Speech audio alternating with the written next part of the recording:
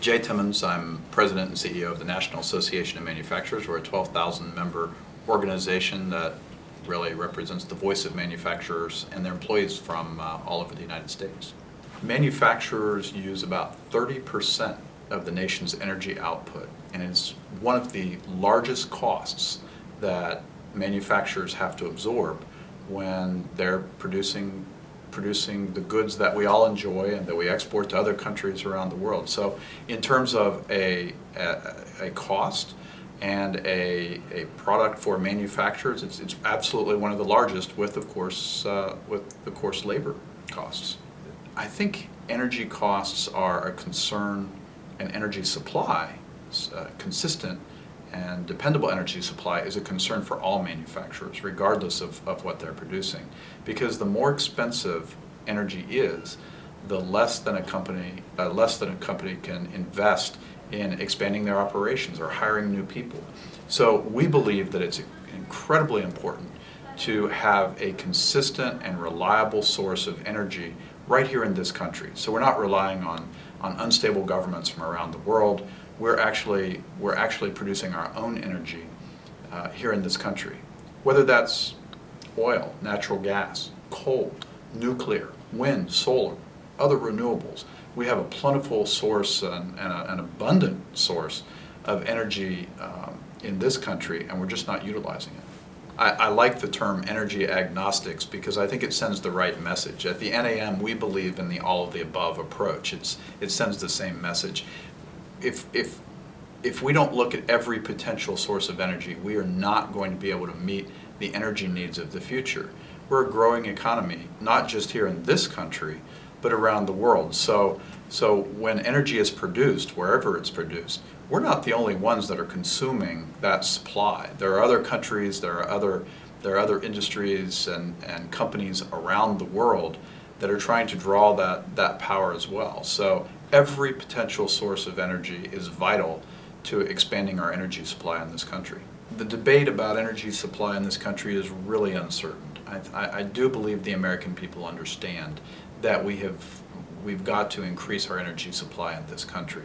Unfortunately, policymakers have taken a different tact, and they've looked at ways to,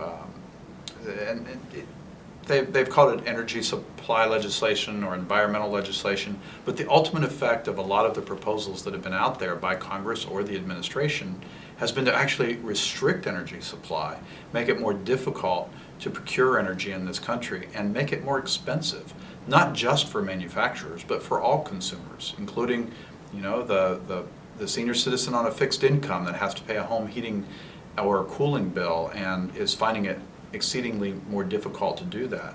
Or any of our manufacturing workers who have to drive back and forth to work and have to fill up their tank with gasoline. That cost is becoming more and more prohibitive. So we're starting to see a shift in policy and a shift in understanding that if we're going to drive down the cost of energy, if we're going to make it more plentiful, the supply more plentiful for growing our economy, then we're going to have to look to our own domestic resources here.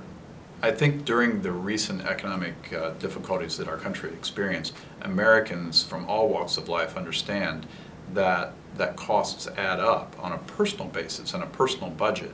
Businesses face the same dilemma. So when a company is deciding where to locate, whether it's a state versus state competition or a U.S. versus another country competition, they have to look at the overall cost burden. We've studied this very carefully, and we've found that it's 18% more expensive to do business in the United States than it is anywhere else in the rest of the world when you do not take into account the cost of labor, because we actually believe in this country that we want to pay more. We want a better quality of life in this country. That 18% involves things like tort costs, it involves things like tax costs, it involves regulatory burden, but it also involves the cost of energy in this country. And that cost is directly related to the fact that we don't produce enough of our own domestic energy supply. So every little cost adds up. And if it's 18% more expensive to do business in the United States than it is elsewhere, companies continuously are going to make the decision that they can no longer afford to do business in the United States. These are not policies that were created in some faraway capital. These are policies that were created right here in the United States, and policies that we can change as long as our policymakers get serious about a comprehensive strategy to allow us to compete around the world and create jobs right here. Manufacturing has been the backbone of the United States for generations, and it continues to be so today. We're responsible for 21% of the world's manufacturing output. We are by far the largest manufacturing economy in the world. Manufacturing means jobs, and Americans understand that. And policymakers on Capitol Hill and in the administration are really starting to understand that as well. So they're trying to find ways to help manufacturing succeed and thrive in this country, and they're understanding that because there are so many cost drivers that manufacturers have to compete with around the world, that domestic energy supply is absolutely critical. Affordable energy and also dependable energy supply is absolutely critical to being able to do business in the United States. It's critical for manufacturing, and it's critical for our job base here in this country. If manufacturing is strong, then the economy of the United States grows and gets stronger every day. And policymakers want to figure out how to make our economy grow, while making manufacturing grow is the direct link to enabling that to happen. So that's what we advocate at the NAM every day, is to make sure if we want a strong economy, you got to have a strong manufacturing base. I worked for a governor of a state in the South at one point, and when we were dealing with EPA regulations, we dealt with two issues that were very frustrating, quite frankly.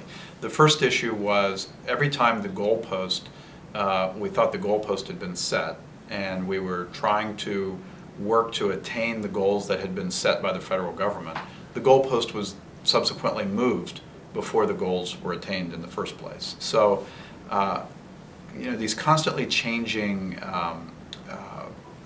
points that EPA is trying to achieve really make no sense when you're trying to plan and you're trying to make investment decisions. But secondly, a lot of times what would happen in our state is that we would have whatever the issue was, particulate matter or ozone or smog, that was not generated within the borders of our state, but was generated outside of the state, and for which we had no control.